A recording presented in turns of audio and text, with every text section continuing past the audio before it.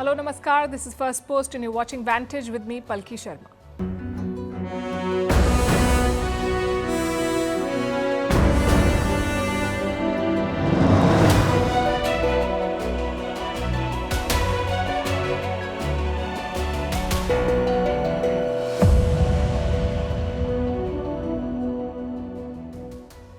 Last week, we told you about a ceasefire in West Asia between Israel and Hezbollah, bringing some hope of stability in the region.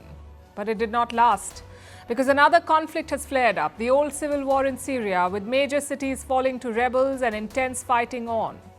Tonight, we'll bring you the latest on the ground and tell you what Vladimir Putin and President Erdogan of Turkey are doing in the Syrian war.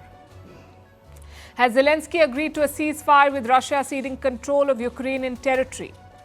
Why has Donald Trump threatened 100% tariffs on BRICS countries? Why US President Joe Biden has pardoned his son Hunter after saying for years that he won't do it? How Hindus continue to come under attack in Bangladesh? How China is supporting and strengthening the Pakistan Navy and how India should be seeing this? And what is Belgium's new law on sex workers that promises them pension and maternity benefits? All this and more coming up. The headlines first. US President Joe Biden heads for his first and final trip to Africa. He will visit oil-rich Angola for 3 days. The visit aims to highlight US investments in the continent. Biden's trip comes amid China's deepening influence in Africa. Israeli attacks killed 2 people in southern Lebanon. Beirut accuses Israel of violating the truce. France asks all sides to respect the ceasefire. It's been 6 days since the 2 countries declared a halt in fighting. Russian President Vladimir Putin set to visit India early next year. Indian Prime Minister Modi extended an invite to him during the BRICS summit this October. Putin will be here for the 23rd India-Russia annual summit. This will be the Russian president's first visit to India since the war in Ukraine began. 4th consecutive night of nationwide protests in Georgia. The Prime Minister rejects calls for new elections. Europe condemns the use of excessive police force. Georgia has been rocked by unrest since the ruling party paused EU accession talks. A deadly stampede at a Guinea stadium kills more than 50 people. It was triggered by a contested decision by the referee at a football match. Further stone pelting by spectators led to a stampede. Video showed dozens climbing over high walls trying to escape. And a landmark climate hearing is underway at the International Court of Justice. It aims to set a legal framework on how countries tackle climate change. This case was led by vulnerable island nations, especially Vanuatu. The ICJ will hear testimonies from almost 100 countries. This is the largest case in the court's history.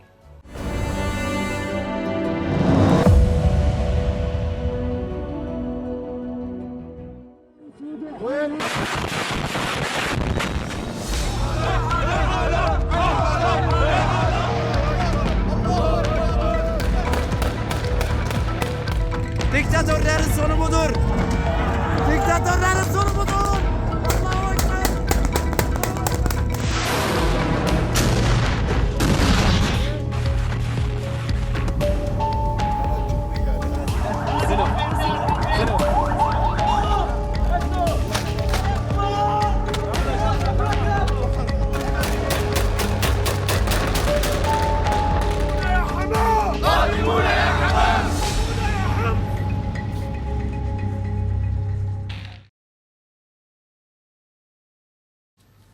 West Asia is on the boil again, only this time in a different country, Syria. It is witnessing intense fighting. An old conflict has flared up again. First, look at the images.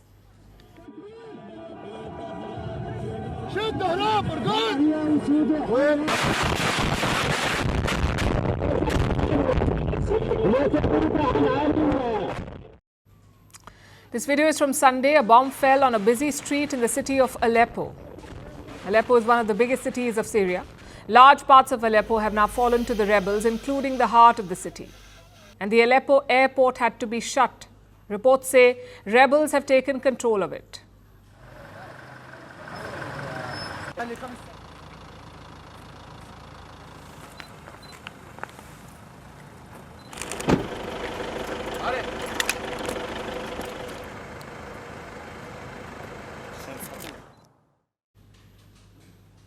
It was a lightning offensive. It began on Wednesday, and within a few days, the Assad regime lost control of Aleppo. The images are quite dramatic. There was a statue of Assad's brother, Basil, in the city. It was torn down by a group of armed men.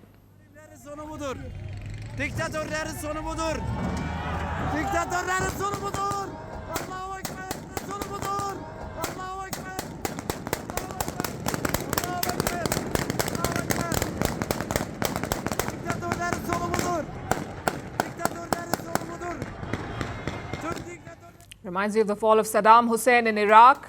That was in 2003, when Iraqis brought down Saddam's statue in a similar fashion. But barring videos like these, of course, the Syria story is very different from Iraq. The Syrian civil war began in 2011 during the Arab Spring. Protesters wanted to overthrow President Bashar al-Assad. The protests turned into armed conflicts. Foreign players joined in. Terrorist groups exploited the chaos, but Assad held on with support from friends like Iran and Russia. But now Iran and Russia are involved in their own conflicts. Iran is pitted against Israel. Russia is fighting in Ukraine. So Bashar al-Assad was left vulnerable in Syria. And rebels exploited this opportunity to strike. As I said, it began last week. The rebels made gains immediately. They captured large chunks of land, including parts of provinces like Hama. Their next target is said to be Damascus, the capital of Syria. Will Assad be able to fend it off? At this point, his army appears outmatched. الله أكبر الله أكبر الله أكبر هاي الدبابات هاي الباصات الله أكبر الله أكبر الله أكبر هاي الدبابات هاي دبابة ثانية غاد الله أكبر الله أكبر هاي دبابة. So what exactly is happening here? How are the odds stacked? And who is leading this new offensive in Syria? You see, after years of conflict, Syria is a country with multiple power centers. The Assad regime controls only about 60% of it, only about 60% of the territory. In the east, it's the Kurds who hold sway. In the northwest, in cities like Idlib, there are other rebel groups. Despite using his full force, Assad has not been able to regain total control of his country. So again, who is behind this latest offensive? It's a group called HTS, Hayat Tahrir al-Sham. It's an offshoot of the Al-Qaeda and is being supported by smaller rebel groups. Now, the HTS is not a new group. They've been around since 2016. Until recently, they were the de facto rulers of Idlib, the city in the northwest. The group has around 30,000 fighters, which is a considerable number, big enough to mount a new offensive. And they're up against the Syrian army, which has the backing of Iran and Russia. The Syrian army is supported by Iran and Russia. So President Assad has powerful friends, and they're stepping up in his hour of crisis. Iran is sending militias to support Assad's army. Yesterday, they sent some 300 fighters via Iraq. Meanwhile, Russia is giving aerial support. Russian planes carried out airstrikes to neutralize the rebels. At least 25 people were killed in these Russian airstrikes. The Syrian Air Force was part of this operation. Together, they tried to push back the rebels. And as always, civilians are bearing the brunt of war. صار قصف جراء استهداف مدينة إدلب 1/12/2024. في حدا تحت؟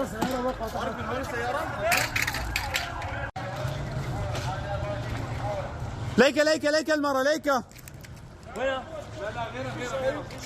شهيد.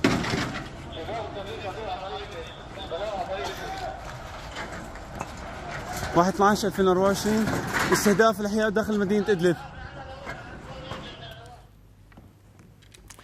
The Iranian foreign minister has visited Damascus.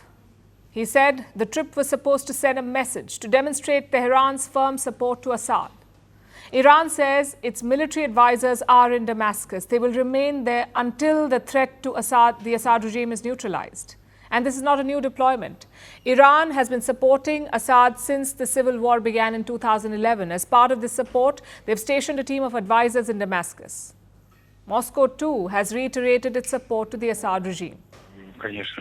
Of course, we continue to support Syrian President Bashar al-Assad. We continue our contacts on the relevant levels. We analyze the situation in Syria. Russia's position will be formed in regard of what is needed for the stabilization of situation. These words would be welcome in Damascus because President Assad faces a significant challenge and his political rivals are also ramping up attacks. I assure you that we will continue this time, and we won't stop fighting until one of two things happens. Either this regime commits to the entire political process to implement the UN Security Council Resolution 2254 until we reach a political transition. Syria says it has neutralized 1,000 rebels in the last week. But the fact is that this latest offensive has exposed Assad's weaknesses. His military appears weak and underprepared. He has lost control of a strategically significant city. He must contain, if not completely stop the rebels, if he has to survive. And for that, he will need help from his allies, Moscow and Tehran.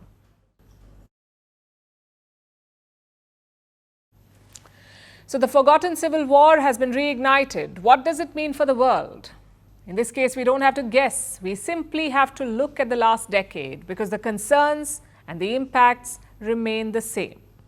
Number one is refugees. Syria is the largest refugee crisis in the world. Since the year 2011, more than 14 million people have fled their homes. 14 million.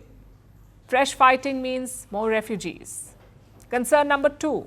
Syria is a tinderbox of foreign forces. Look at all the countries deployed there. You've got the Russian forces, you've got Iranian militia, you've got Hezbollah fighters, around 900 American soldiers, dozens of Turkish troops, and in the skies, Israeli fighter jets. All these powers are involved in Syria. They have their own strategic goals there. Russia and Iran are fighting for President Assad. They support him. Turkey is backing the rebels, and the US is targeting extremist groups. So different and opposing goals, which make Syria a tinderbox.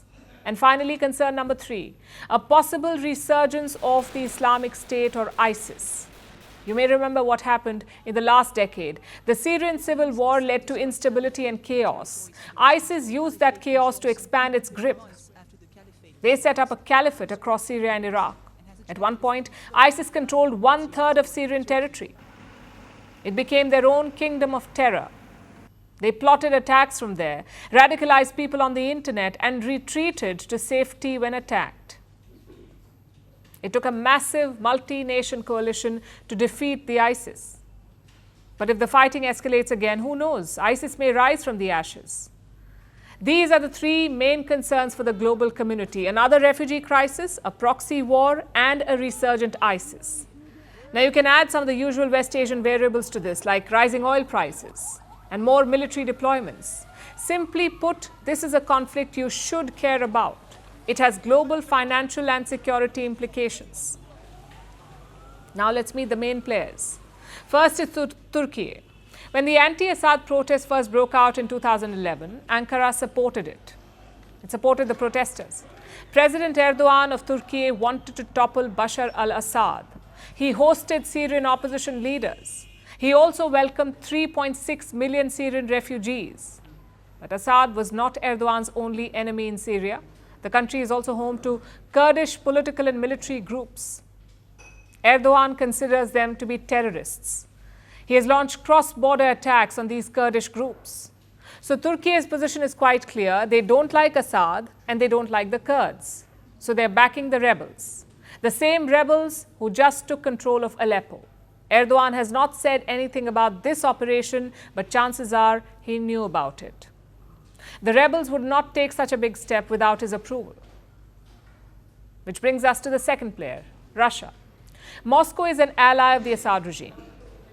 When the war broke out, they began sending weapons and advisors. Then in 2015, Russia intervened directly. They launched airstrikes on rebel positions, which made Assad's job easier. And what did Putin gain from this intervention, this operation? A major foothold in West Asia. But the latest tensions will worry him. Russian media is talking about a deep conspiracy. They believe that Ukraine, Turkey, France, and the US and Israel plotted this escalation in Syria. Why? To turn Russia's attention away from Ukraine. Well, the logic checks out, but there is absolutely no proof. And speaking of attention, the same can be said of Assad's other ally, Iran. Until 2015, Tehran kept Assad's regime afloat. Their proxy, Hezbollah, fought for Assad's army. Iran also recruited Shias from Pakistan, Afghanistan and Iraq. And all these fighters were key to Assad's success. They brought experience and weapons into his army. Just one problem though. Iran's focus is elsewhere right now. Hezbollah fighters returned when Israel attacked Lebanon. And Iran pulled back its militia as tensions rose. So Assad's army lost its backbone. The air support from Russia was gone and the ground support from Iran was much weaker. So the rebels decided to strike. Today, the foreign ministers of Turkey and Iran met in Ankara. Their differences were pretty clear. Iran blamed Israel and the US for last week's escalation. Turkey said, don't blame foreign interference. According to the information we obtained, the terrorist organizations operating in Syria are in close relation and coordination with America and the Zionist regime. These groups have been encouraged to create an environment of insecurity in Syria with the aim of distracting from the Zionist regime's crimes in Palestine. It would be a mistake at this time to try to explain the events in Syria by any foreign interference. This is a mistake that those who do not want to understand Syria's realities take refuge in. The question is, what happens next? Russia has rushed air support to Syria. Some Iranian militias have also returned, so the regime is trying to fight back, but any counteroffensive will take time to unfold. By then, the rebels will be looking to capture more territory. They have dealt a deadly blow to Assad, not just militarily, but also politically. Assad was in control of more than 60% of Syrian territory. He was back in the Arab fold. The perception was that he was on the verge of winning this war. But clearly, he's at the mercy of Iran and Russia. Much like the civilian regime that collapsed in Afghanistan, without foreign support, Bashar al-Assad cannot survive. That can be said of Zelensky too. He cannot survive without foreign support, and that support is dwindling courtesy Donald Trump. So will the Ukraine war end in 2025? It's been on for more than 1,000 days, as we've been telling you. The situation on the ground is volatile. Ukraine is hitting deep inside Russia. Moscow is striking back with new weapons. On Sunday night, Russia launched 78 drones into Ukraine. Kiev says it shot down 32 of them. But that's not their only challenge. Winter is coming, the third winter of this war. The front lines are likely to freeze for the next few months. But Russia doesn't want to let up. Putin has approved a new budget for 2025. He's allocated $126 billion for military spending. $126 billion, that's 32.5% of the total Russian budget. For perspective, NATO countries are expected to spend 2.5% of their budget on defense. Putin plans to spend 32.5%. In 2024, military spending made up for 28.3% in Russia. So the message is clear. Putin is prepared to ramp up this war. What about the other side? Well, there's a contrast there. Ukraine seems to be signaling at a thaw.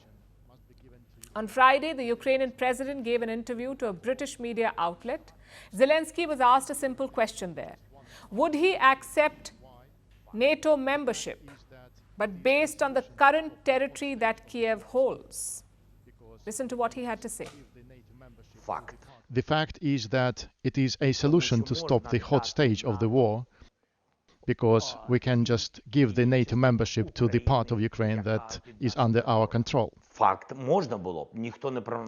Yes, it could be possible, but no one offered. But the invitation must be given to Ukraine within its internationally recognized border. You can't give invitation to just one part of a country.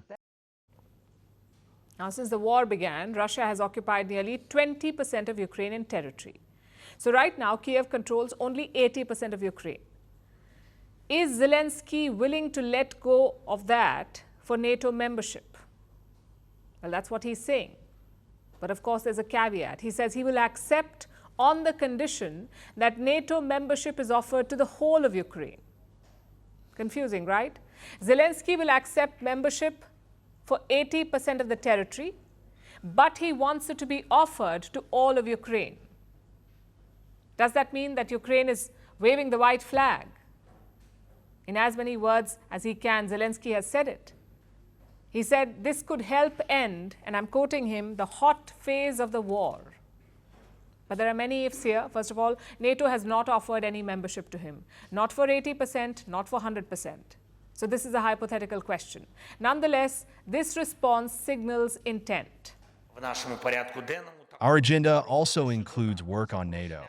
An invitation for Ukraine to join NATO is a necessary thing for our survival. We are working at all levels to strengthen the position of Ukraine and the entire Euro-Atlantic community.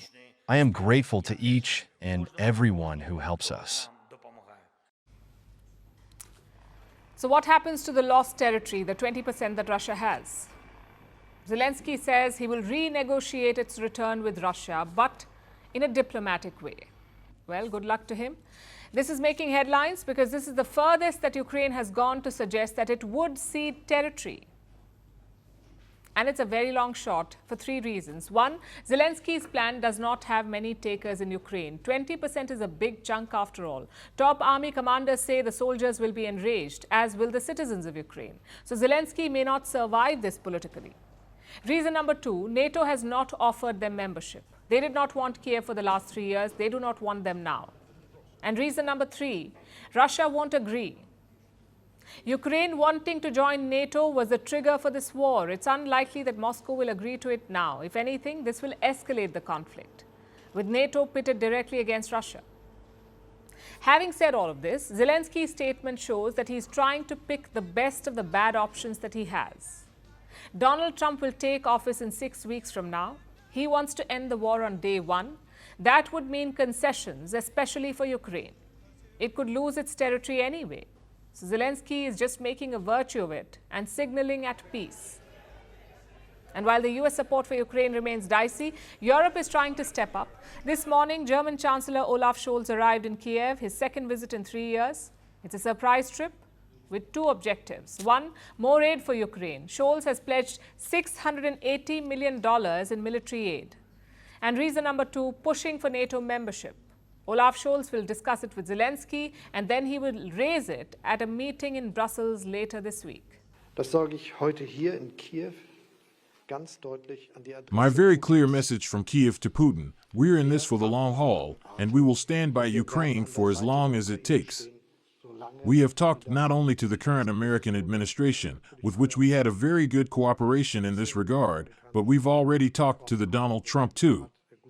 I believe that we can set on developing joint policies. This is everyone's aspiration. It is possible to do so, and in itself logical. So where does that leave us? The Ukraine war has entered a complex and uncertain phase with signals of peace from Kiev, escalation from Moscow, and the global leadership in transition. 2025 could bring a turning point in this conflict. But will the war end? For now, that question remains open.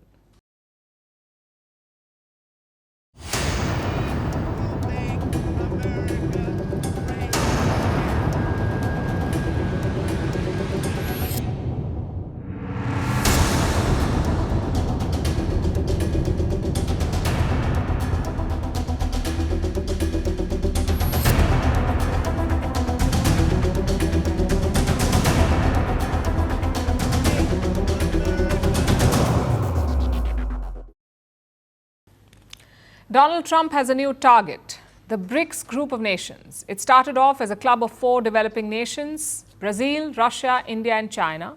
Over the years, 5 more countries joined: South Africa, Ethiopia, Iran, Egypt, and the UAE. So 9 members in total.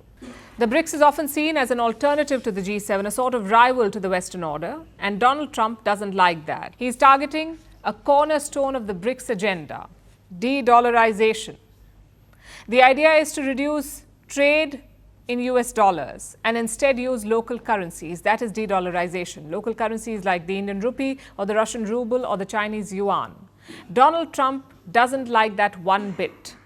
Listen to what he said on social media, and I'm quoting: "We require a commitment from these countries that they will neither create a new BRICS currency nor back any other currency to replace the mighty US dollar, or they will face 100% tariffs and should expect to say goodbye to selling into the wonderful US economy.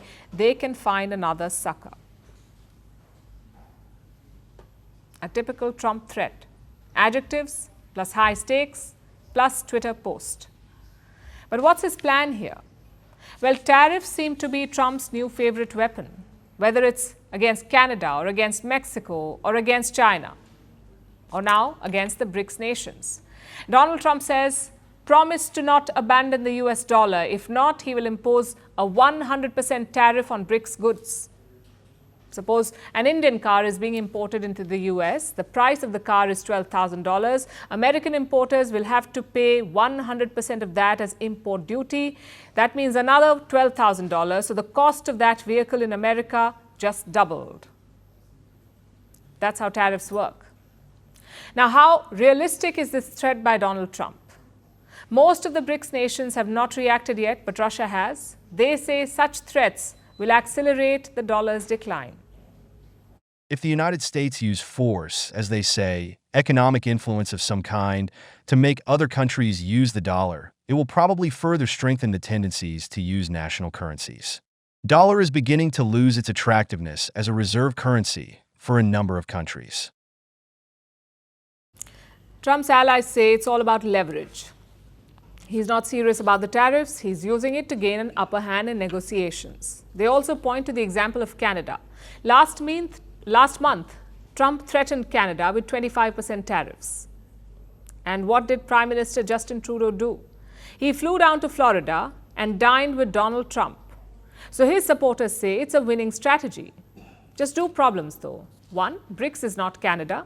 BRICS makes up 40% of the global population, more than 37% of the global GDP, and 23% of global trade. And their leaders are not like Justin Trudeau either. They don't respond well to threats, which brings us to the second problem. Trump's tariff logic is flawed.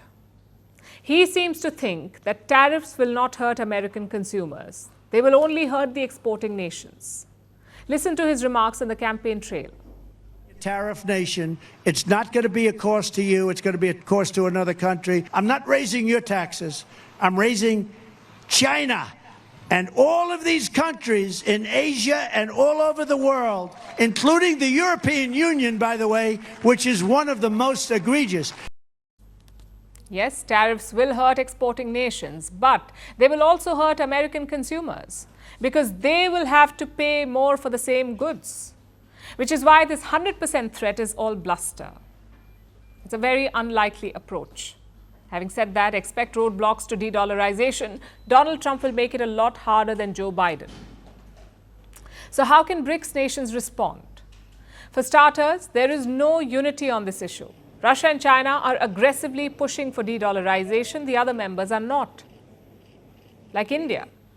New Delhi's goal is to globalize the Indian rupee. It does not want to target the US dollar, and Foreign Minister S. Jaishankar has made that pretty clear. We have never actively targeted the dollar. That's not part of either our economic policy or our political or our strategic policy. Some others may have. The dollar makes up more than half of all trade invoices, plus 58% of forex reserves. The share is falling, but it's still quite high. It would take decades to overhaul this dollar dominance, and that is assuming that all BRICS nations are on board, which they're clearly not at this point. So Trump's best bet is to work with like-minded nations. Many countries dislike how America weaponizes its dollar dominance, like cutting countries off from payment systems or freezing their dollar reserves. That sort of stuff triggered the need for de-dollarization in the first place. Instead of correcting it, what does Donald Trump do? Threaten more economic coercion. In that context, Russia's warning does make sense. Right now, there is no global consensus on de-dollarization. Donald Trump's bravado might end up creating it.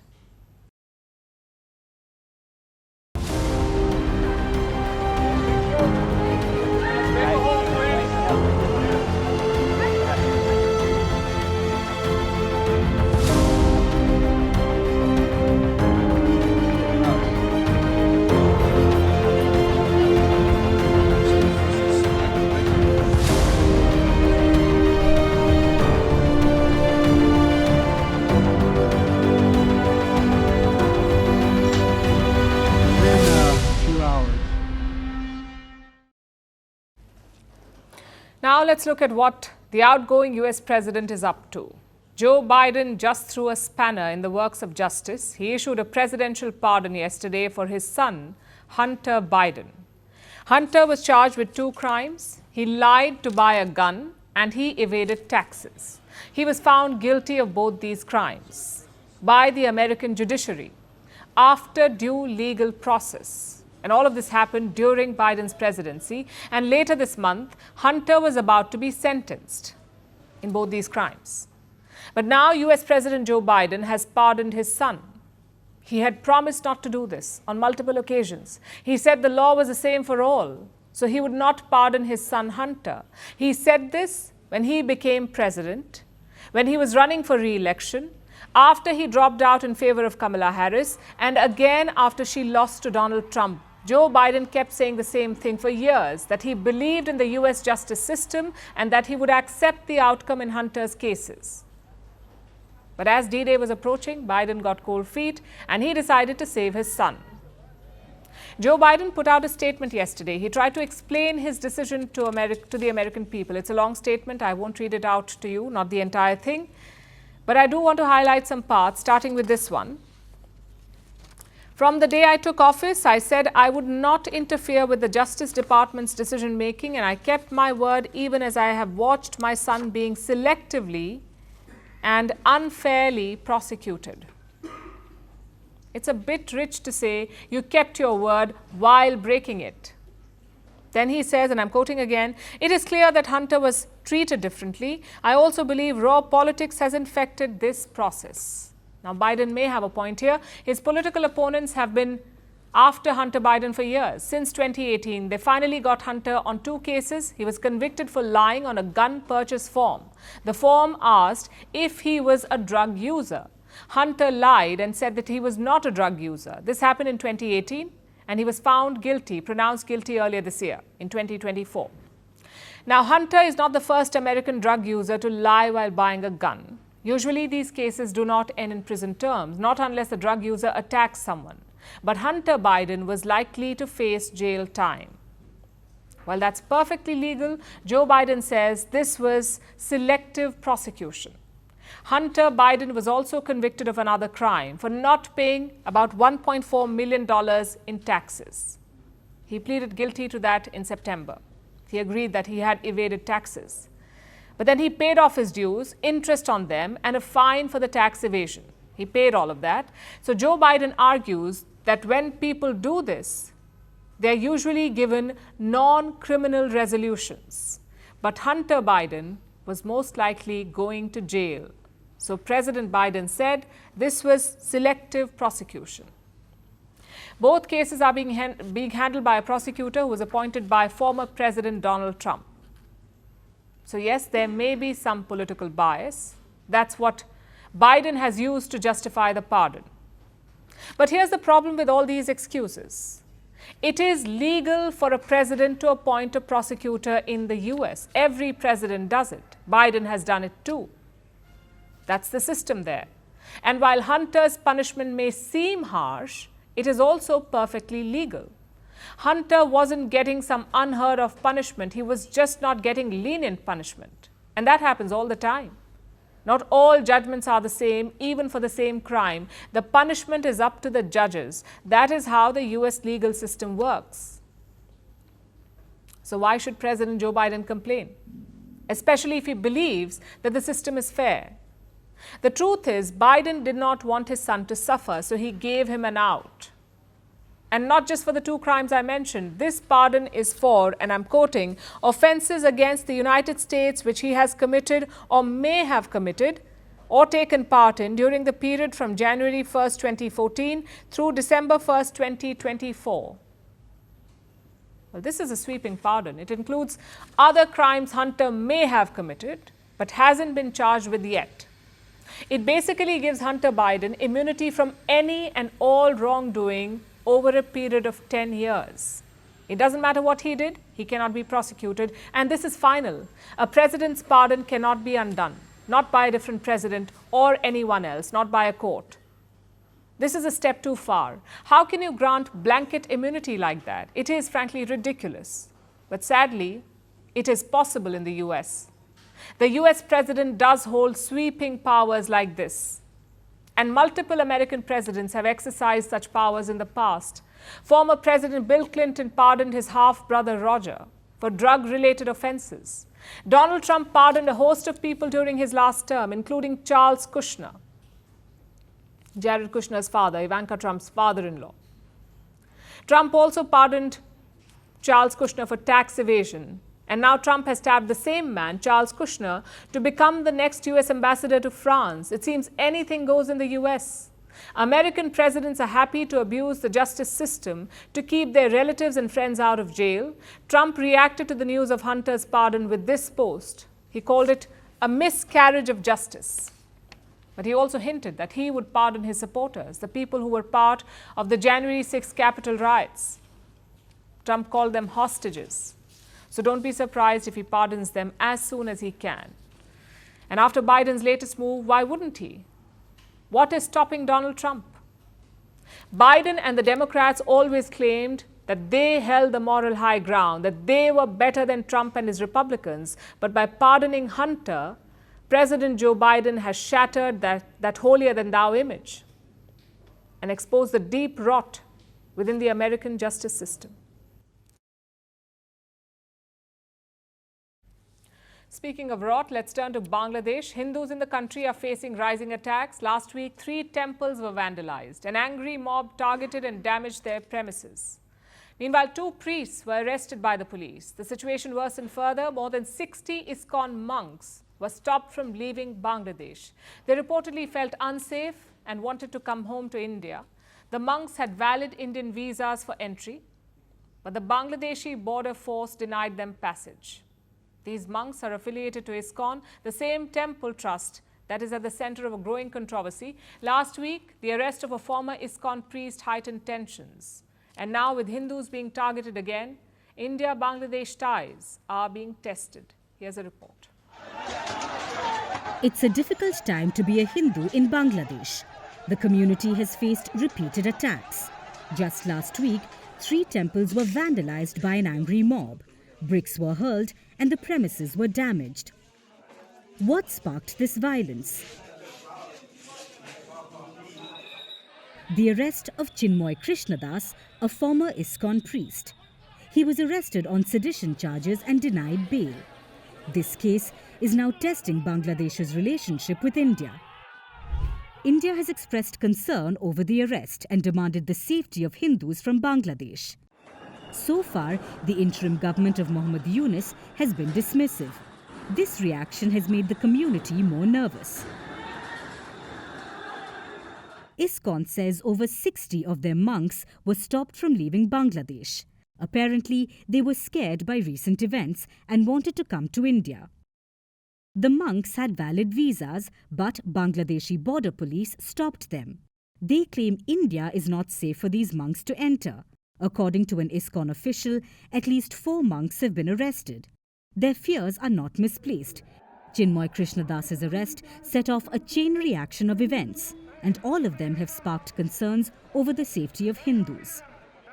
After Das's arrest, 2 more Hindu priests were arrested in Bangladesh. Even Indian tourists are not being spared. A 22-year-old from Kolkata had recently travelled to the country. He visited Dhaka, the capital city, where he was beaten up by a group of unidentified men. The ordeal didn't end there. The attackers pulled out a knife and threatened the victim. They took away his wallet and mobile phone. No one came to the youth's help. Even the police refused to take a complaint. The situation in Bangladesh is anything but normal, and it has sparked concerns across the border in India. The Indian state of West Bengal is on alert. It shares a border with Bangladesh. West Bengal's chief minister wants UN peacekeepers to be sent to Bangladesh. Mamata Banerjee has appealed to the Indian Prime Minister. She wants the minorities in Bangladesh to be protected. The rising tensions have prompted India to take additional measures. The government is cracking down on illegal immigrants from Bangladesh. Recently, a former BNP leader was arrested in Kolkata, the capital of West Bengal. The BNP, or Bangladesh Nationalist Party, is led by Khaleda Zia. The arrested leader had been living in India for 2 years using a fake passport. He entered the country illegally using forged documents to change his identity. One cannot dismiss the likelihood of more such crackdowns as the relationship between India and Bangladesh is put to the test.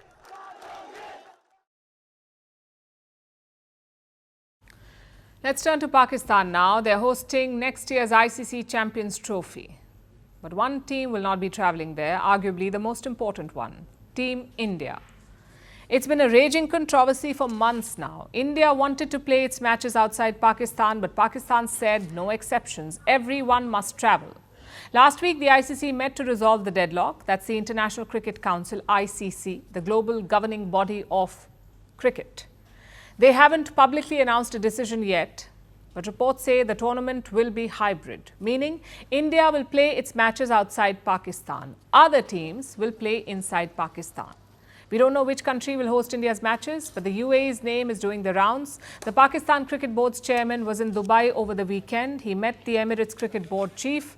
So chances are the UAE could be the neutral ground. But how did this turnaround happen? Pakistan was pretty adamant about India travelling to their country. So what changed their mind? Reports say the ICC gave them two options. Option A, take the hybrid model. Option B, lose the hosting rights. The second option would have been a major setback. Pakistan would have lost millions in revenue along with the hosting rights. Maybe that explains their sudden U-turn. But the story does not end with that. The PCB, Pakistan Cricket Board, may have agreed, but they have also set some terms. The first is equality. If India won't play in Pakistan, then Pakistan won't play in India either. You see, India is slated to host 4 ICC tournaments. The Women's One-Day World Cup in 2025, the 2029 Champions Trophy, the 2026 Men's T20 World Cup, and the 2031 Men's One-Day World Cup. That's 4 events in the coming 6 years. Pakistan says we won't travel to India for these matches. They will have to be held on neutral ground, a sort of tit for tat. Condition number 2, Pakistan wants a greater share of ICC revenue. Right now, India gets 38% of the revenue, the total revenue. Pakistan gets only 5.7%. They want their share to be increased. But will India and the ICC agree to these terms? Reports say India is unlikely to give such guarantees. Even if they do, some of these tournaments are years down the line, up to 2031. Who knows what will happen by then? Because India's cricketing power is only growing. Yesterday, Jai Shah took over as the ICC chairperson. He's the youngest person to hold that post. He's also the son of India's Home Minister Amit Shah. And that's a key point to note here. This is not a call taken only by the Indian Cricket Board. Politicians, fans, governments, all of them agree. I mean, just look at the situation in Pakistan. November was a very violent month there. Some 257 people were killed in terror attacks, and that included 104 security personnel. Why would anyone send their cricket team to such a country? The Indian board will be congratulated for this, but Pakistan's board is under fire. They are being ridiculed by fans and former cricketers. Some fans are saying that the board is sold out, and they can only blame themselves. Because the fact is, Pakistan overplayed their hand. Did they really think that other ICC members would support them? That too against India. This hybrid model was proposed months back. Had Pakistan accepted then, they could have avoided the embarrassment. But now even their own fans are mocking them. As for India, this is a glimpse into its cricketing roadmap and ideology. Jai Shah talked about cricket's inclusion in the Olympics, about expanding the women's game and making it more inclusive. But there are red lines that India will not cross. And to enforce them, the Indian board is more than willing to throw its weight around.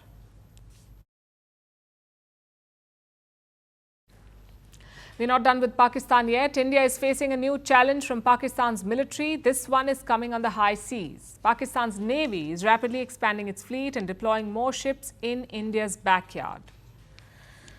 The generals in Pakistan have an ambitious plan for their navy. They aim to create a 50-ship navy. But to what end? What is the goal behind this modernization drive? To reshape the balance of power in the region. Reports say the Pakistani Navy is aggressively adding new boats. But we know that Islamabad struggles to pay its electricity bills, so how can they afford new boats? Who is helping them? As always, it's the Chinese. China is equipping Pakistan's navy. Says who? India's Navy Chief, among others, that's Admiral Dinesh Tripathi. He said that New Delhi is carefully monitoring these developments. We are aware about the growth, surprising growth of Pakistan Navy, and they aim to become a 50-ship force by some time, by next decade.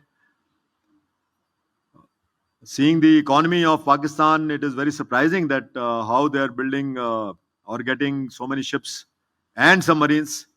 Obviously, they have decided to choose weapons over welfare of their people. So, good luck to them. They chose weapons over people. Very well put. That's the story of Pakistan in 5 words.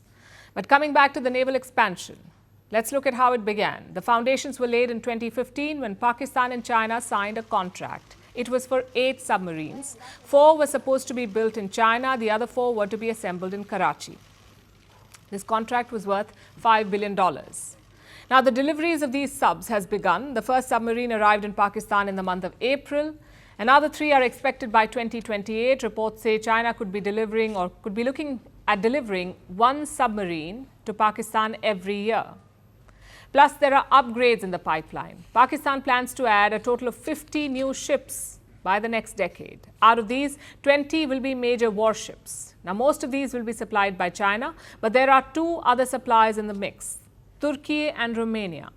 Pakistan has expressed willingness to acquire some vessels from them as well. Again, the question is, where is the money coming from? Who is going to foot the bill for this? Islamabad certainly cannot afford a naval expansion. The government is struggling to balance its finances. There is a $2.5 billion gap in the budget. Last month, a team from the IMF traveled to Islamabad, the International Monetary Fund. They traveled to discuss the funding shortfall. Remember, Pakistan is part of an IMF bailout program. The country has been bailed out for a record 23 times by the IMF. That's the highest for any country. And guess what? They've already filed another bailout request. They're asking for bailout number 24. So clearly, a naval expansion seems impractical. But this is Pakistan. The army is likely to have its way. Despite its financial troubles, Pakistan's military never faces budget constraints. It doesn't matter who is in power. Rawalpindi always gets a blank check. Take this year, for instance. Pakistan's budget for defense was hiked by nearly 15%. I'll repeat that. The budget was hiked, defense budget, by 15%. So India cannot afford to take this lightly. It must prepare to counter Pakistan on the high seas. The Indian Navy has its own expansion plan in the works. It wants to get 6 new nuclear-powered subs. The government has already approved plans to build 2 of them. Additionally, plans are also in place to get new fighter jets for the Navy. 62 ships and 1 submarine is under construction in various DPSUs, PSUs, and private shipyards in the country. And there is an acceptance of necessity for 31 more ships and submarines. India's next major military challenge is likely to emerge from the high seas. This threat has been brewing for some time now. China is intensifying pressure campaigns. Its military vessels and spy ships are encroaching on waters near India's borders. Now, Beijing has taken this campaign a step further. It is arming Pakistan to open another front against India. The strategy is quite clear: to create a 2-pronged maritime threat. India's upcoming naval upgrades are much needed to counter this rising challenge. Our next story is from Belgium. It has approved a new labor law for its sex workers. It gives them a lot of employment rights. They have access to health care now. They can take maternity leave and they will get pensions. They can terminate their contract anytime they want. They can refuse sexual acts. This law is a first in the world, the first of its kind. It sets a precedent for other countries. In 78 nations across the globe, sex work is legal or partially legal, yet there are no protections for these people. Will this new law by Belgium change that? Our next report tells you. It's a first in the world. Belgium has approved new laws for its sex workers. It will give them health insurance, pensions, family benefits, holidays and more importantly, maternity leave. Essentially, rights that are equal to any other job in the world. In 2022, Belgium became the first country to decriminalize self-employed sex work. It was prompted by mass protests. The COVID-19 pandemic left sex workers without jobs and they were struggling for state support. Belgium has now moved to change that. The law went into effect on Sunday. It gives sex workers employment contracts and the perks that come with it. Not just that, sex workers can now refuse any client. They can also refuse any sexual act. They can also interrupt a sexual act at any time without fear of dismissal or punishment. And the onus now falls on employers. They must ensure the premises are clean. Rooms are equipped with panic buttons and there is access to showers and condoms. If the workers are not comfortable, they can press the panic button. Any employer convicted of a serious crime cannot employ any sex worker. I think the benefits of the new law now are that it is easier to get a loan from the bank. It is also easier to get insurance and pension. That will be better for us. And if you are sick, you will also get an allowance. Plus, the employment benefits are not tied to contracts. If a worker wants to leave the job, they can do so. They will still receive benefits like health insurance and unemployment benefits. This is a crucial step towards their economic freedom. All of this is also anonymous. That way, they can apply to any other job without the fear of discrimination. Prostitution is legal or partially legal in 78 countries across the globe, like Germany, Greece, the Netherlands, and Turkey. There are millions of sex workers globally, but when it comes to protections, there are few. Legalizing prostitution was about making it safe. It was about giving workers access to healthcare and access to equal rights. Instead, it turned into a massive industry, one that generates millions in taxes but does little for the workers. And this is the case in places where it's legal. So imagine what it's like in countries where it's not legal. Sex work exists there too, except it escapes legal scrutiny. Governments turn a blind eye, and paying the price are millions of workers. It leaves them susceptible to violence and exploitation with no access to safety or support. Belgium wants to change that with this new law, and it's setting a global precedent. Sex work exists in every corner of the world despite stigmas and legal barriers. This new law challenges the stereotypes and acknowledges a simple truth. Sex work is work, and sex workers deserve the same rights as any other worker. Fair wages, safe conditions, and protection from harassment. By granting these rights, Belgium takes a bold step towards equality, regardless of the moral judgments that people may have.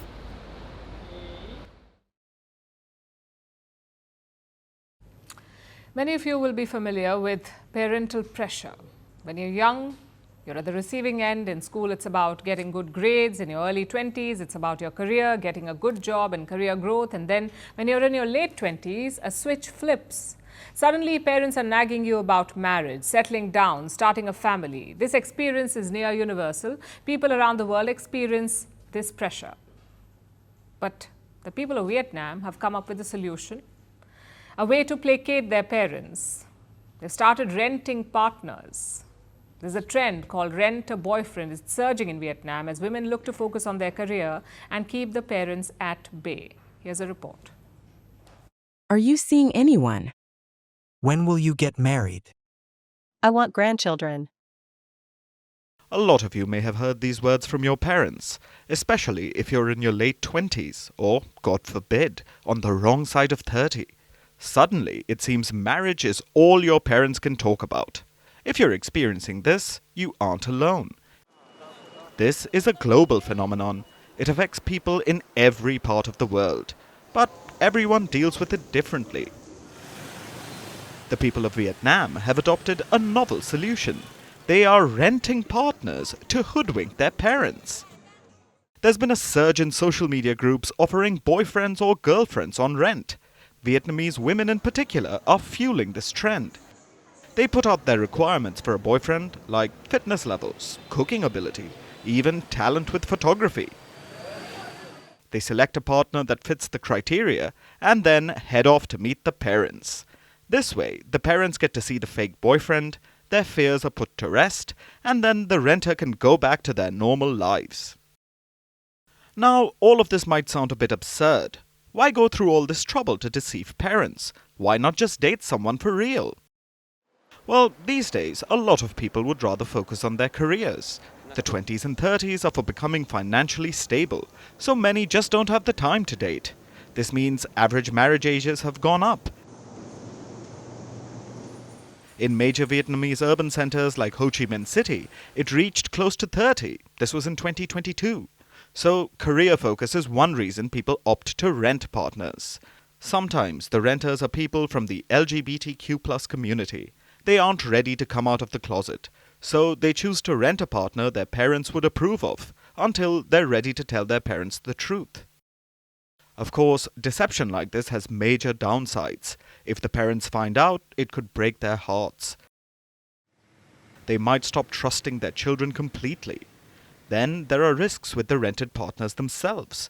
This isn't a legitimate industry after all. There aren't proper standards or complaint departments. The renters might even be blackmailed by their fake partners. People who have used the service have suggested using reputed renting agencies and signing stringent contracts which prevent emotional ties and sexual harassment. The fact that contracts like this exist means that the rent-a-partner industry is picking up steam. More and more people are opting for the service. And it's not just in Vietnam. You have similar services in China as well. It seems parental pressure is the same everywhere, and children everywhere are finding new ways to avoid a lecture.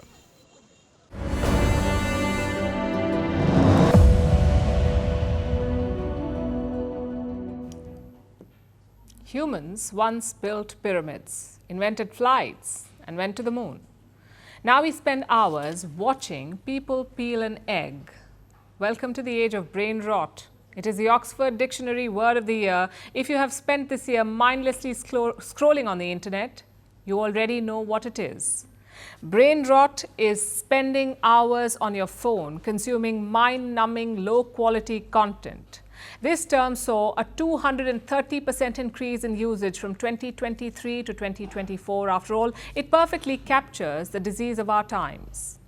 You may not remember what's important, but the exact dance moves from a viral reel, that's muscle memory at this point.